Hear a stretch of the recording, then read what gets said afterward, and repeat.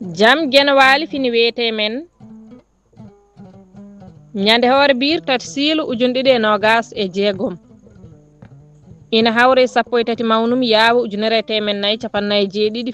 cañu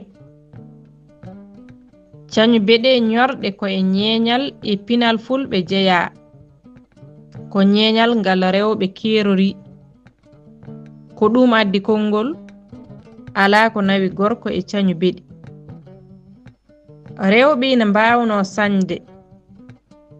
ko kamɓe cañanatno ko e maɓɓe beɗi ñorɗe e ko nandi heen hande noon mbawka ka ina usti no feewi e rendo fulɓe nde tawno rewɓe heewɓe hande ɓuri wawde hutorade ko booluji e palatuji Jarel Ba ko cañowo ngana hono makko en ina keewi e wuro Seeno Waali kono ko kanko ɓuri ñeeñɗande ɗum so o fini subaka o huudoto e golle makko o fitta o ƴooga o lawƴa kaake makko nde kacitaje peccete tawata ko golli ngollon makko cewkon fof so jawdi lanji o ɓallina geɗe makko cañirɗe cownam bale kelli hukkunde walla soɗorko o werta leeso makko o ƴetta cañal makko o forta koyɗe o fuɗɗo sañde Jarel ina saña sifaji cañu kewɗi omo saña ñorɗe tawa ko ñorɗe besirteɗe omo saña kadi ñorɗe ombirteɗe omo saña mbeɗon tokson kon ñantirte ko cuuɗi mbeɗo liggi omo saña beɗi ombirteɗi laahe beɗi ombirteɗi laahe ɗi ina keewi inɗe ina jeeya e majji mbeɗu deele mbeɗu talki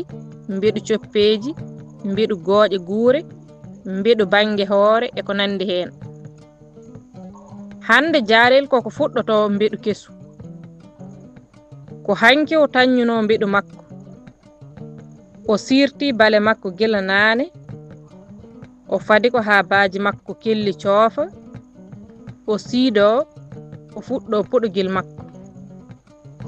hande kam omo andi o wawa taññude kono sañan tan ha o toɓɓo o dartina sabu omo ɗamini sañoɓe woɓɓe ɓe koko garata mo ñalde so ɓen ngari ko yotiji gulɗi jaw mbaɗata hen sahaji eɓe mbaɗa yoti bajol kiɓɓol so tawi fuɗɗode jomum ko tokosere yoti o ina wonana ɗum ɓalal walla ɓura Jarel e sehilaɓe mum ina jiiti koye mumen e cañu ngu mbaɗata ngu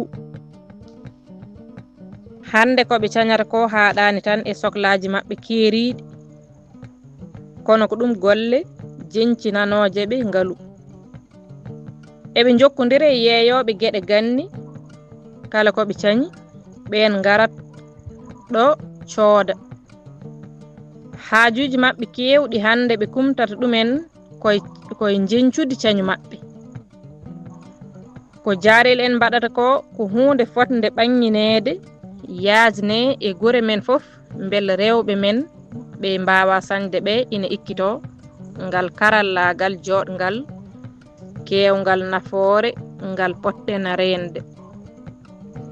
ƴooga koye deftere duɗal Pulaar murtuɗo Joob nde tolno 4 duɗal Pulaar murtuɗo Joob yo jaam ñallu ñallen e nder hen